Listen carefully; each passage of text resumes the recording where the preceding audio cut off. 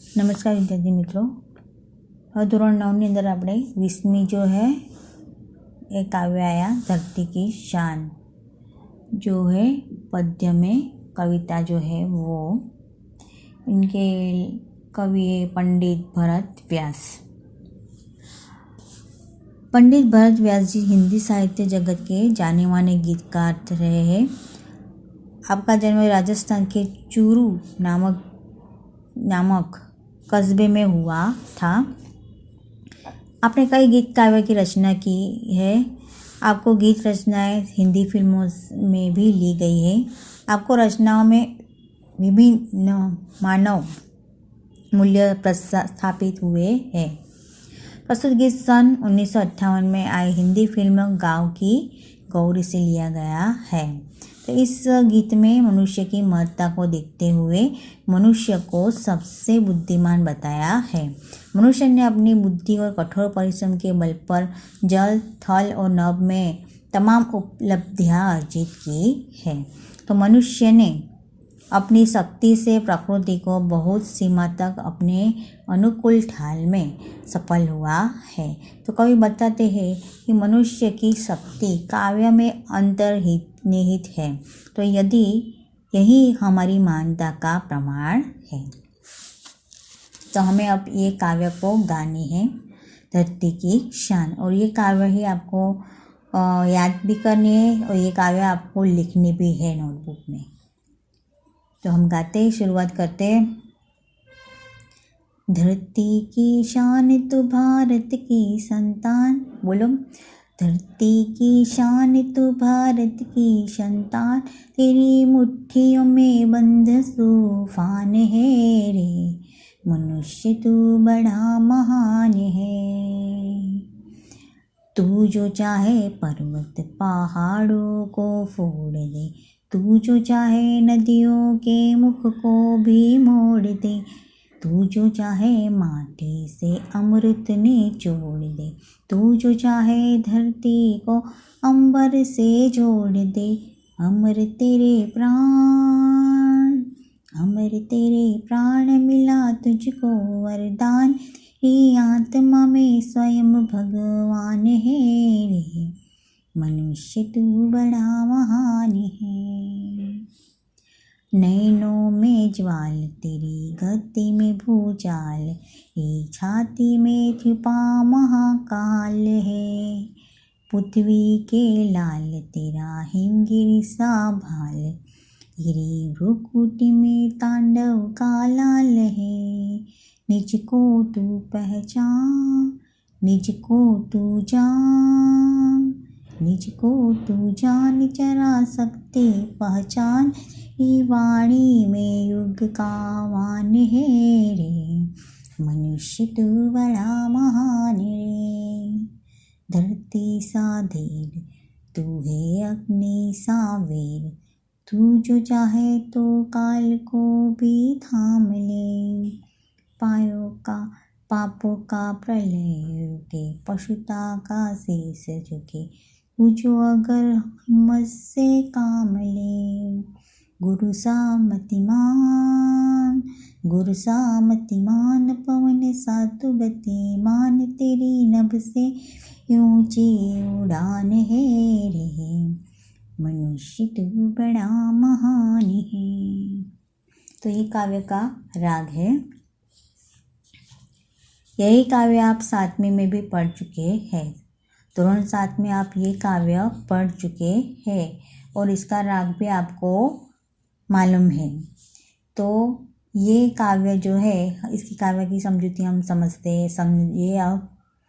तो क्या कहते हैं, धरती की शान तो भारत की संतान, तेरी मुट्ठियों में बंद तूफान है रे, मनुष्य तू बड़ा महान है। शान यानी कि गौरव, समझ में आया? शान यानी कि गौरव। तो आपको एक काव्य में है, भारत माता की संतान, तू इस धरती का गौरव है, तू तूफान को भी अपनी मुट्ठी में बंद करने की शक्ति रखता है। हे मनुष्य, सचमुच तू बहुत महान है और शक्तिशाली है। तू जो चाहे पर्वत पहाड़ों को फोड़ दे, तू जो चाहे नदियों के मुख को भी मोड़ दे, तू जो चाहे कम माटी से अमृत निचोड़ दे, तू जो चाहे धरती को अंबर से जोड़ दे। अमर तेरे प्राण मिला तुझको वरदान, तेरी आत्मा में स्वयं भगवान है रे।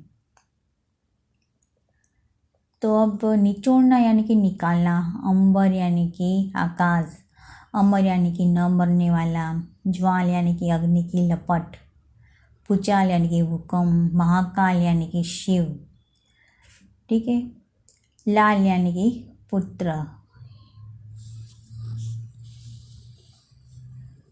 तो यहाँ पे कवि क्या कहते हैं, हे मनुष्य, तू चाहे तो पर्वत को फोड़ सकता है, तू नदियों के प्रवाह को भी मोड़ने की शक्ति रखता है, तू चाहे तो मामूली समझने वाली मिट्टी के से भी अमृत निकाल सकता है, तो धरती को आकाश से जोड़ भी सकता है। मनुष्य, तेरे प्राणों को अमर रहने का वरदान मिला है, तो तेरी आत्मा में स्वयं भगवान रहते हैं, तो इसलिए तुझे मरने का भय नहीं होना चाहिए। नयनों में ज्वाल, तेरी गति में भूचाल, तेरी छाती में छिपा महाकाल है रे। पृथ्वी के लाल तेरा हिमगिरी सा भाल, हिमगिरी यानी कि हिमालय पर्वत, भाल यानी कि मस्तक, माथा, लाट। तेरी भ्रुकुटी में तांडव का लाल है, भ्रुकुटी यानी कि भोग, ताल यानी कि लय। निज को तो जान जरा सबकी पहचान, निज को, निज की यानी कि खुद की। तेरी वाणी में युग का आह्वान है रे, आह्वान यानी कि पुकार, बुलावा वो। तो यहाँ पे कवि क्या कहते हैं कि कवि कहते हैं कि मनुष्य क्रोध से भरे तेरे नेत्र अग्नि की ज्वाला के समान बन सकते हैं। कवि क्या कहते हैं कि मनुष्य, क्रोध से भरे तेरे नेत्र अग्नि की ज्वाला के समान बन सकते हैं, तो तेरी गति में भूकंप लाने की शक्ति है। स्वयं महाकाल तेरे सीने यानी कि हृदय में रहता है। तो हे मनुष्य, तू पृथ्वी का पुत्र है, तेरा मस्तक हिमालय की तरह ऊंचा है, तो तेरी भौं में भगवान शिव के तांडव नृत्य की लय है।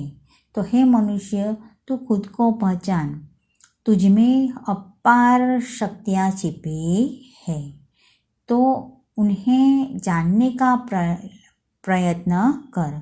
तू चाहे तो तेरी वाणी नए युग को बुला सकती है। धरती सा धीर तू है, अग्नि सा वीर, तू जो चाहे तो काल को भी थाम ले।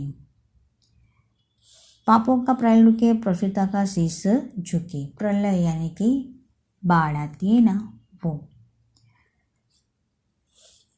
तू जो अगर हिम्मत से काम ले। पशुता यानी कि समझ तो दुष्टता, शीश यानी कि मस्तक। तू जो अगर हिम्मत से काम ले। गुरु सा मतिमान, गुरु यानी कि बृहस्पति, मतिमान यानी कि बुद्धिशाली। पवन सा तू गतिमान, गतिमान यानी कि रफ्तार वाला, तेरी नभ से भी ऊंची उड़ान है रे। नभ यानी कि आकाश। तो हे मनुष्य, तुझमें धरती के समान धीरज रखने की शक्ति है, इसी तरह तुझमें अग्नि के समान जला देने की शक्ति भी है। अरे मनुष्य, तू अगर ठान ले तो काल को आगे बढ़ने से रोक सकता है। आज धरती पर जो पाप की बाढ़ आई है, तू चाहे तो उसे भी रोक सकता है। जो पशुता आज अपना सिर उठा रही है, हिम्मत से तू उसे परास्त कर सकता है। तो हे मनुष्य, तुझमें बृहस्पति जैसी उच्च कोटि की बुद्धि है, और तू वक्त के समान गति रखने वाला है, इसलिए तू आकाश में जैसी चाहे वैसी उड़ान कर सकता है। तो यहाँ पर ये काव्य की समझूती मैंने आपको समझा ली है। हमने शब्दार्थ भी हमने देख लिए हैं। अब आते हैं स्वाध्याय की ओर। इसमें हम एक एक वाक्य के प्रश्न हम देख लेते हैं। इसमें हम एक एक वाक्य के प्रश्न जो है वो हम देख लेते हैं कि निम्नलिखित प्रश्नों के उत्तर एक एक वाक्य में लिखिए कि कवि की दृष्टि में सर्वाधिक महान कौन है। तो कवि के दृष्टि में सर्वाधिक महान मनुष्य है। आप क्या क्या कर सकते हैं। तो एक विद्यार्थी होने के नाते मैं अच्छे से अच्छा इंसान बनकर सारे काम कर सकता हूँ जो मेरे कार्य क्षेत्र में आते हैं। अन्य जीवों से मनुष्य महान कैसे है। तो अन्य जीवों में मनुष्य महान है तो अन्य जीव अब भी बहुत पिछड़े हैं, जबकि मनुष्य ने जल, थल और नभ पर अपना प्रभुत्व स्थापित कर लिया है। धरती सा धीर किसे कहा गया है। क्या कहता है, धरती का धीर मनुष्य को कहा गया है। धरती की शान कविता के रचयिता कौन है। धरती की शान के रचयिता है पंडित भरत व्यास है। ठीक है, तो ये आपको लिखना है। अब निम्नलिखित प्रश्नों के सविस्तार उत्तर लिखने। कविता में कवि ने किन प्राकृतिक दृश्यों का चित्रण किया है। प्राकृतिक चित्रण किया गया है और कैसे। तो कवि ने कविता में पहाड़, नदियाँ है, धरती, आकाश, हवा जैसे प्राकृतिक दृश्यों का चित्रण किया है। कवि ने मनुष्य को असीम शक्तियों से संपन्न किया है, बताया है। वह कहता है कि मनुष्य चाहे तो पर्वत को फोड़ सकता है, वह चाहे तो नदियों के प्रवाह को मोड़ सकता है, वह अगर ठान ले तो धरती और आकाश को जोड़ भी सकता है। मनुष्य पवन सा गतिमान है, इसलिए वह आकाश में ऊंची से ऊंची उड़ान भर सकते हैं। प्रस्तुत कविता में मनुष्य के प्रति किस भाव की अभिव्यक्ति हुई है और उसमें हमें क्या प्रेरणा मिलती है। तो धरती की शान कविता में मनुष्य को सर्वशक्तिमान बताया गया है। उसकी आत्मा परमात्मा के रूप है। इस दृष्टि से मनुष्य अजर अमर प्राणी है। तो इसमें हमें यह प्रेरणा मिलती है कि मनुष्य होने के कारण हमें अपने लक्ष्य ऊंचे रखने चाहिए। हमें किसी काम को पहचान कर कठिन से कठिन कार्य करने में पीछे नहीं हटना चाहिए। हमें निराशा का शिकार होकर अपने आप को कभी असक्त नहीं अनुभव करना चाहिए। तीसरा है, धरती की शान से कवि का क्या तात्पर्य है और उसका भाव स्पष्ट कीजिए। तो धरती की जो शान कवि का तात्पर्य मनुष्य की गौरवपूर्ण उपलब्धियां है। मनुष्य ने अपने बुद्धि बल से ऐसे अनेक कार्य दिखाए हैं जो कभी असंभव माने जाते थे। तो मनुष्य ने सभ्यता और संस्कृति के ऊंचे आदर्श कायम किए हैं। उसमें धरती पर के सभी प्राणियों ने अपने को सर्वश्रेष्ठ साबित कर दिया है। इसलिए कवि मनुष्य को धरती की शान मानता है।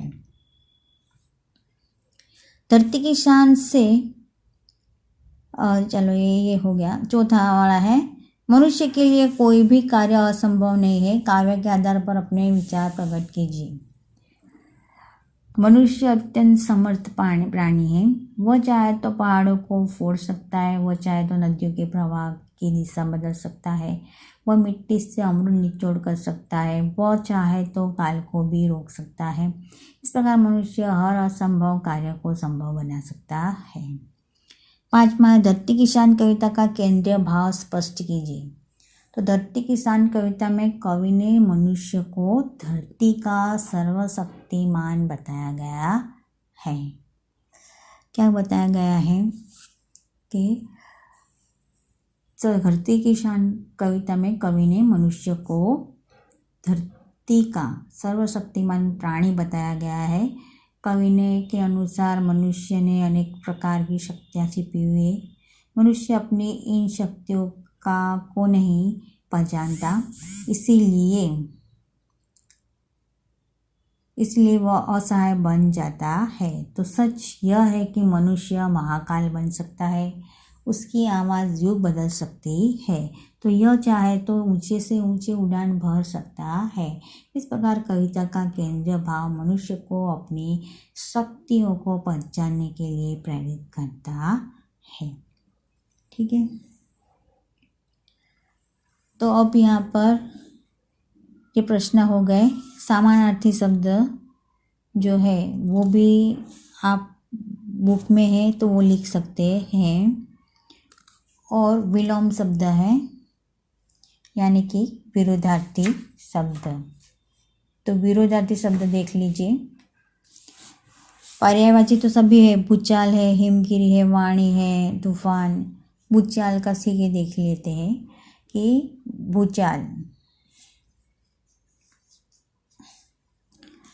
समानार्थी शब्द में देखिए भूचाल। तो भूचाल का अर्थ क्या होता है ये आप देख लीजिए।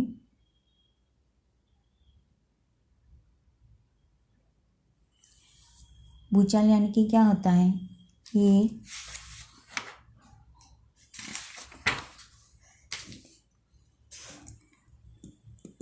भूचाल का भूकंप होता है। भूचाल यानी कि भूकंप। ठीक है, फिर हिमगिरी। हिमगिरी का अर्थ क्या होता है, यानी कि हिमालय का पर्वत। ठीक है, वाणी यानी कि बोली। ठीक है, तूफान, तूफान।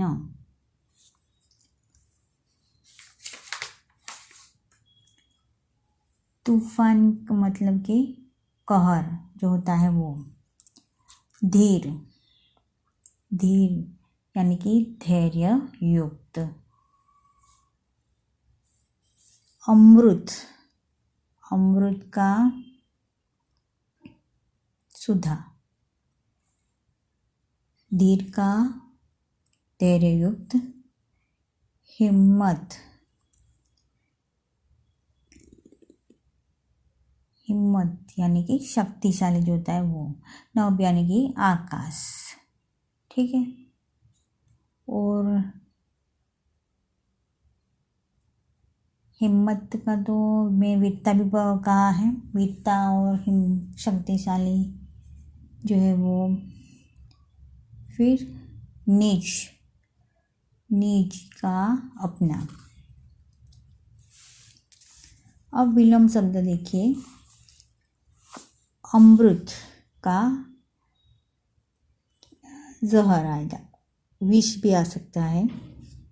अंबर यानी कि अंबर का आकाश है तो उसका विरोधी क्या होता है, धरती। अमर, अमर यानी कि मध्य। धीर तो अधीर। वीर, वीर का कायर आएगा। पाप का पुण्य, जीवन का मृत्यु। ठीक है, अब सही विकल्प चुनकर लिखना है। तो तू जो चाहे पर्वत को फोड़ दे, ब विभाग आएगा, फोड़ दे।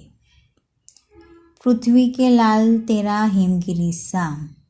ये लाल तेरा और हिमगिरी सा भाल। खाली को तू जान जरा शक्ति पहचान। तो निज को, निज को तू जान। तू जो अगर हिम्मत से थाम। काम, काम आएगा, काम ले। चौथे में क्या आएगा, काम। तू जो अगर हिम्मत से काम ले। और काव्य पंक्तियाँ पूर्ण कीजिए। तो ये आपको लिखनी है। ठीक है, तो यहाँ पर ये आपका स्वाध्याय जो है पूर्ण होता है, वो आपको अपनी कॉपी में लिखना है।